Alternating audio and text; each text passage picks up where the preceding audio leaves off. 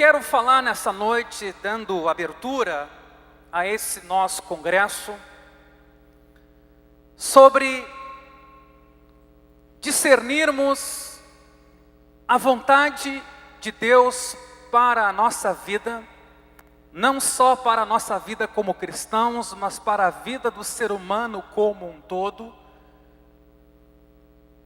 E a partir dessa abordagem, entender então qual é o nosso papel hoje na face da terra. Porque se Deus tem um propósito para a vida do seu povo, e se é possível descobrir qual é este propósito, não há nada mais importante, não há nada mais que nos realize tanto como discernir, descobrir esse propósito e cumpri-lo. Se nós cremos de fato que Deus criou o homem e a mulher, que Deus criou a igreja, e que Deus nos colocou na terra com um objetivo geral e específico também para cada um, não há nada melhor do que, entendendo esse papel, cumprir esse papel e ter realização. Há uma palavra de Jesus que sempre para mim significou muito, quando em João 15 ele disse: essas coisas vos tenho dito, para que o meu gozo esteja em vós e o vosso gozo seja completo. Se há uma coisa que Deus quer para o povo de Deus e para o ser humano como um todo, é que esse ser humano tenha realização, satisfação, se sinta com um objetivo. E essa é a expectativa divina. Abra comigo a tua Bíblia em Efésios capítulo 2, versículo 10. Efésios capítulo 2, versículo 10.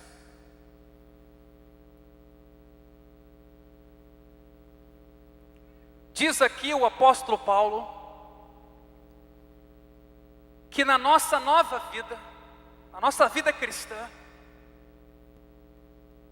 essa realização é de Deus. Versículo 10 de Efésios 2. Porque somos feitura dele, criados em Cristo Jesus para boas obras, as quais Deus de antemão preparou para que andássemos nelas. Então existe uma obra preparada, ou existem obras preparadas, antes da fundação do mundo. Daí a nós entendermos que fomos criados com um propósito, e que talvez por causa do pecado essas boas obras não se realizarem na nossa vida, mas agora com a nossa conversão, entendendo quem somos, entendendo que Deus nos criou e que Ele tem um propósito, nós podemos descobrir essas boas obras e ter realização.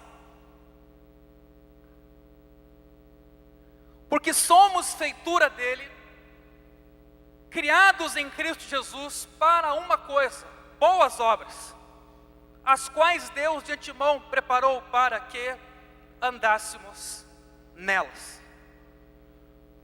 Então, descobrir a vontade de Deus, queridos, é uma coisa extremamente importante. Se você virar a página da tua Bíblia no capítulo 5, versículo 17, o que Paulo vai dizer? Por esta razão, não vos torneis insensatos, mas procurai compreender qual a vontade do Senhor. Eu tenho esse texto também na nova tradução da linguagem de hoje,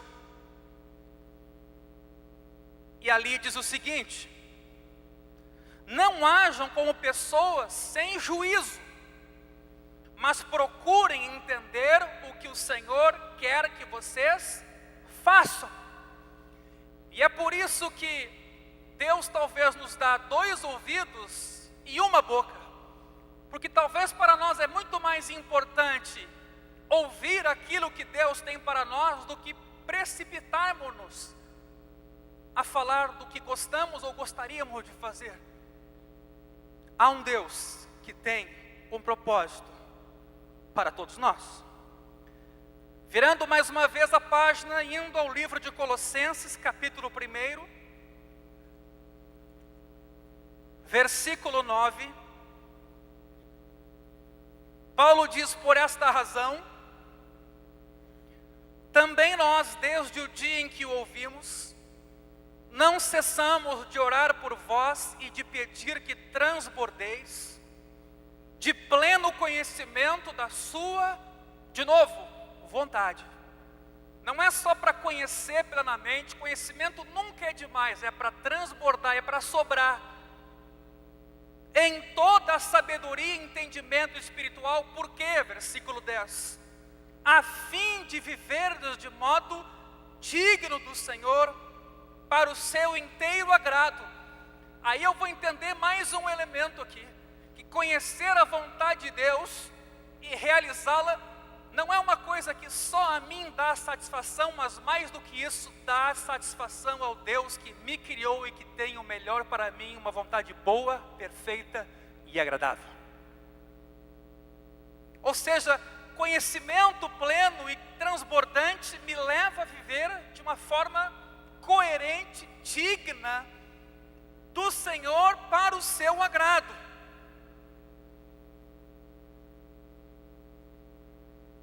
E o texto, no versículo 10, ainda diz: frutificando em toda boa obra e crescendo no pleno conhecimento de Deus. Então, conhecimento e boa obra são coisas que não se separam. Entendimento e prática adequada são coisas que não se separam, ao contrário do que muitos imaginam. Temos que conhecer, temos que entender, temos que compreender, a fim de praticarmos estas boas obras que Deus tem para nós. Virando a página, capítulo 4, versículo 12.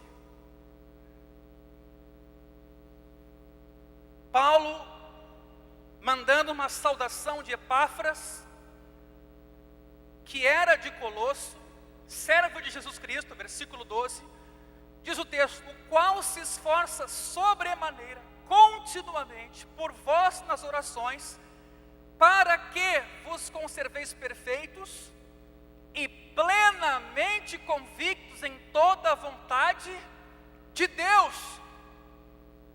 Quando um pai ou uma mãe não sabem como criar um filho, isso pode gerar um caos na família, insegurança. O papel do homem e da mulher começam até a se misturar e a pessoa até pode entrar em crise. Deus, Ele também tem para nós um propósito, e um propósito bom, e quer que nós descubramos. Quantos dizem amém para isso? Deus quer que nós saibamos, e é por isso que Epáfras aqui ora, para que os irmãos sigam convictos em toda a vontade de Deus. Sempre que a gente fala em conhecer a vontade de Deus, ou descobrir a vontade de Deus para as nossas vidas, 3 palavras vão aparecer nessa discussão. Primeiro, direção. Todo mundo quer saber que direção Deus quer lhe dar. Segunda palavra, vocação. Todo mundo quer saber para que Deus o chamou. E a terceira palavra é ministério ou serviço. Direção pressupõe que Deus quer nos dirigir. Vocação, que Ele nos chama. E ministério, que Ele quer que coloquemos nossas vidas a seu serviço. O que há de comum nessas 3 palavras, direção, vocação e ministério, é que em todas elas a iniciativa é de Deus. Deus dirige, Deus chama e Deus dá ministério. E eu quero começar por direção essa noite. Antes de sabermos a vontade de Deus, é importante nós primeiro sabermos que existe uma vontade universal ou geral, que é para todos, e existe uma vontade de Deus específica para mim, para você. Por exemplo, essa vontade geral ou universal é para todos igualmente, em todos os lugares, tempos, épocas. Como por exemplo, o texto de Romanos 8, 29, que fomos predestinados para sermos conformes à imagem de seu Filho, Jesus Cristo. Toda a igreja foi predestinada para ser conforme a imagem de Jesus Cristo. Cada um de nós cristão, nova criatura, foi chamado, foi predestinado para ser igualmente como Jesus, para ser semelhante a Jesus, para agir como Jesus, para viver como Jesus. Mas existem chamados específicos, como por exemplo, um tem uma profissão, outro tem outra. A pessoa com quem eu vou casar, ou com aquela outra, com quem ela vai casar, isto é uma decisão e é uma direção específica. A vontade geral de Deus para todos está revelada nas Escrituras. Mesmo tendo se passado 2000 anos de ela ter sido escrita, no mínimo os princípios para qualquer coisa hoje que precisamos decidir, esses princípios estão ali no texto bíblico. Para esta vontade que é para todos nós. Mas e o que dizer da vontade específica? Como, por exemplo, com quem eu vou casar, que profissão eu vou escolher, como decidir isso? Vou ao texto bíblico, talvez, você pode encontrar ali princípios, mas como você vai descobrir o que Deus quer de você pessoalmente, inclusive no corpo de Cristo? Eu quero sugerir 5 cuidados que você tem que ter nessa direção específica e individual que Deus dá a cada um, além dessa direção geral que é para todos. Primeiro deles, dê lugar à vontade de Deus, renda-se a ela. Seja humilde. Em Salmos 25:9 diz que Deus guia os humildes na justiça e ensina aos mansos o seu caminho. Assim como aquele que não crê em Deus, aquele que não quer crer em Deus, tem dificuldade de crer nele, assim como aquele que não quer também obedecer a Deus, tem dificuldade de compreender a palavra de Deus, é importante que você seja humilde, que você seja manso, como diz esse texto, que você esteja de coração aberto para dar lugar à vontade de Deus, para que Deus te mostre a vontade dele. 2, é importante que para você descobrir esta vontade individual de Deus para a sua vida, você ore, você coloque isso diante de Deus, você pergunte a Ele e você creia que Ele está no controle. Você entrega o teu caminho ao Senhor, confia nele, o mais Ele fará. 3, busque conselho.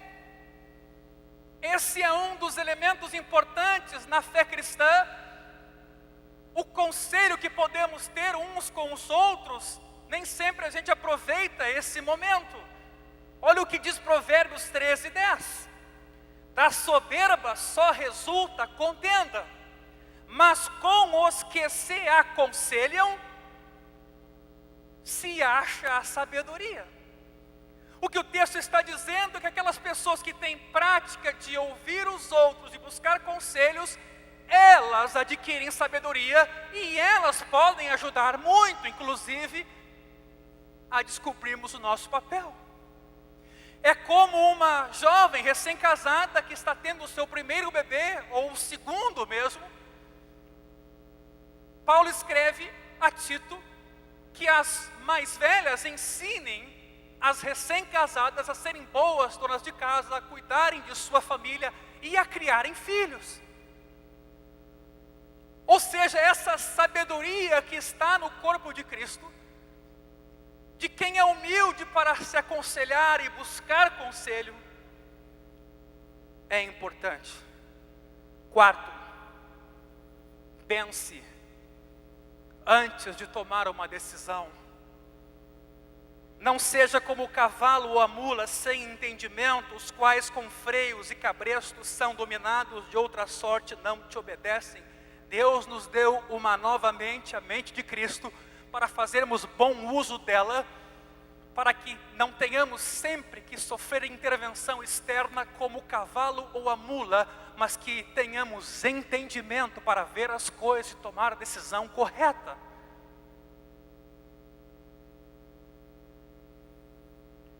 E quinto, espere, e aqui eu cito um texto de Mateus 2,13, quando Deus, através de um anjo, falou com José e Maria e disse: permaneçam no Egito, porque Herodes quer tirar a vida do menino, até que eu te avise.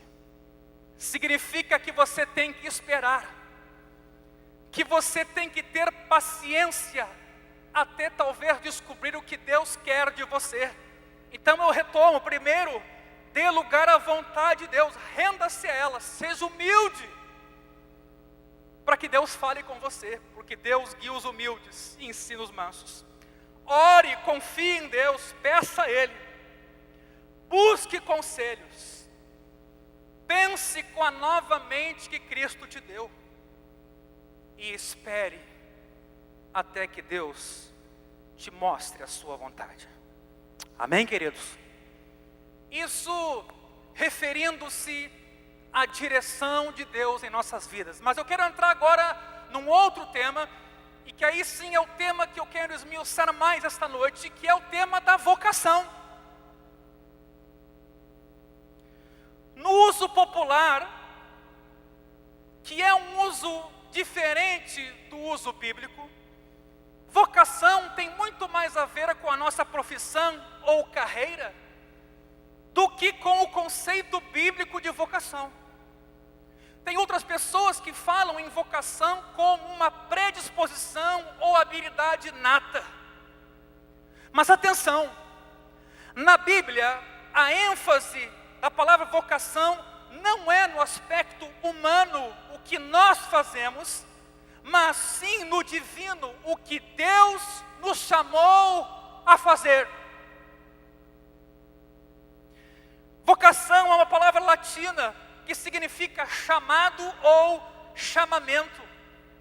No Novo Testamento, o verbo grego correspondente a chamar, que é o kaleo, aparece cerca de 150 vezes. E atenção, na maioria das vezes em que esse verbo aparece, é interessante notar que o sujeito do chamamento é Deus. Porque o verbo chamar pode ser usado entre pessoas, como pode ser usado entre pessoas e a divindade. Mas no Novo Testamento, das 150 vezes, a grande maioria é Deus chamando o ser humano, chamando Moisés, chamando Samuel, e por toda a história, chamando pessoas. Isso mostra que, num certo sentido, Deus nos trata pessoal e individualmente. Deus se preocupa conosco, nós não estamos aqui perdidos numa multidão. Deus tem um propósito para nós. Você foi criado com um propósito, você nasceu com um propósito, você não está aí perdido sem rumo, meu amigo. Talvez você não sabe qual é o rumo de Deus para você, mas Deus tem um rumo para você. Deus tem um propósito para você. Você foi chamado, você foi vocacionado. Na nossa tradução da língua portuguesa, Almeida, que é aquela que eu manejo, nós vamos ter vocação ou chamado sendo utilizadas para esse verbo kaleo, dependendo do caso. Gálatas capítulo 5, versículo 8, você não precisa nem abrir, vai mostrar uma coisa, que é Deus quem chama. Não é homem que chama, e não é nem nós que nos apresentamos, é Deus quem chama. Abra comigo em 1 Pedro capítulo 1, versículo 13.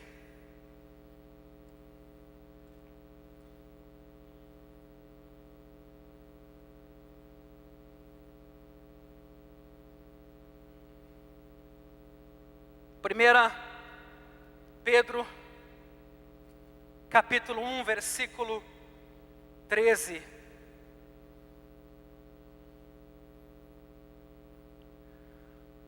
Diz o texto: por isso, cingindo o vosso entendimento, sede sóbrios e esperai inteiramente na graça que vos está sendo trazida na revelação de Jesus Cristo. Isso aqui está falando sobre segunda vinda. Amanhã de manhã, na segunda parte, eu vou falar sobre esse tema.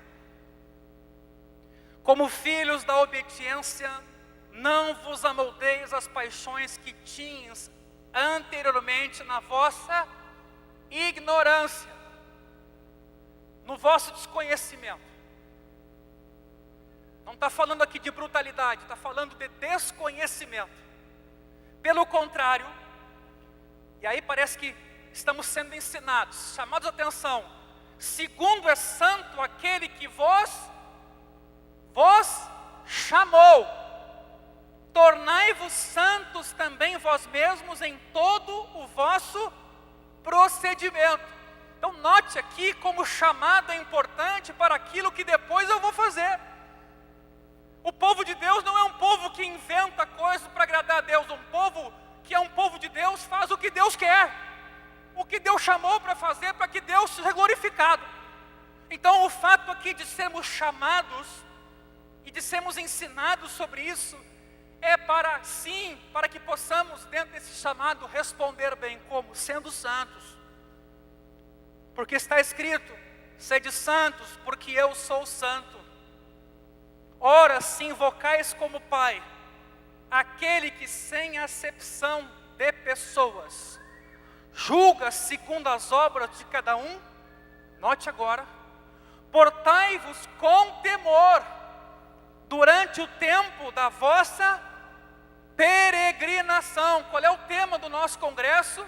Somos peregrinos. Portar-se com temor durante o tempo da vossa peregrinação. Há um tempo para esta peregrinação. E agora olha o motivo de fazermos isso.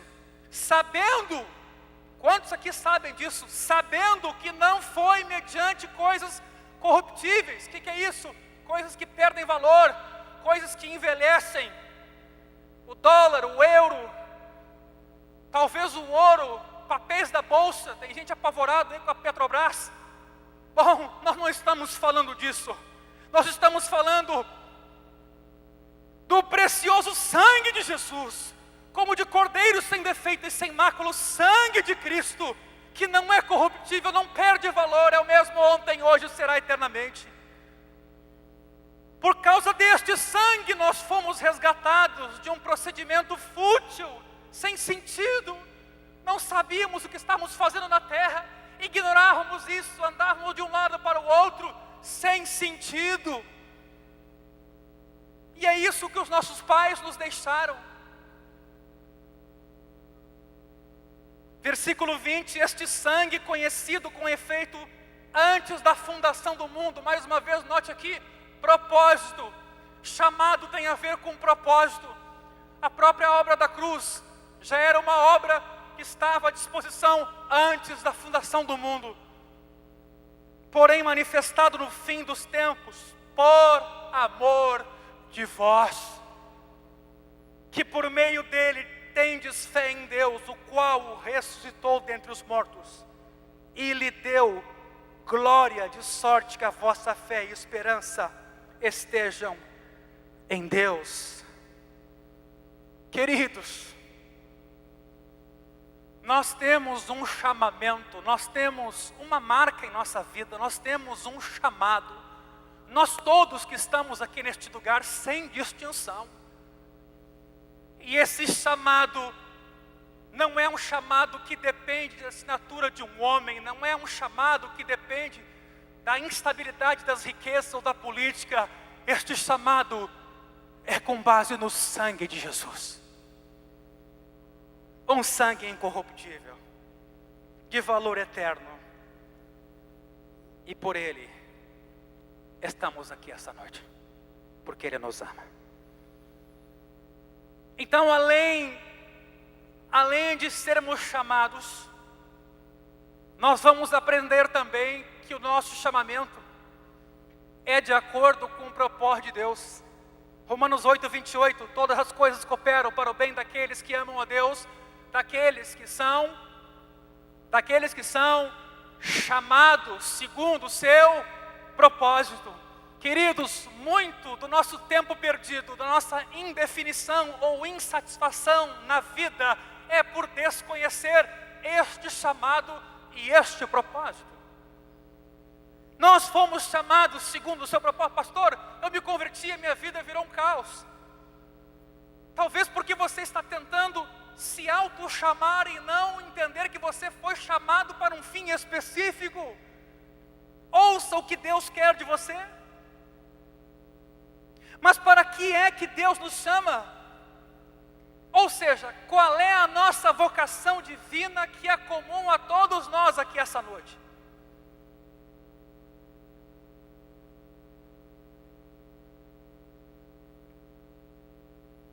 Primeiro,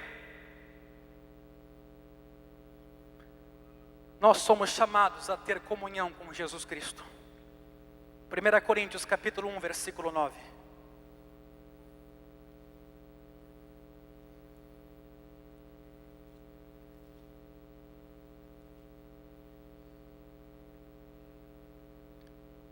Fiel é Deus, pelo qual fostes chamados à comunhão de seu Filho Jesus Cristo, nosso Senhor. O convite de Jesus continua de pé: vinde a mim e segue-me. Assim como ele também convidou os seus discípulos, diz o texto de Marcos, para estarem com ele.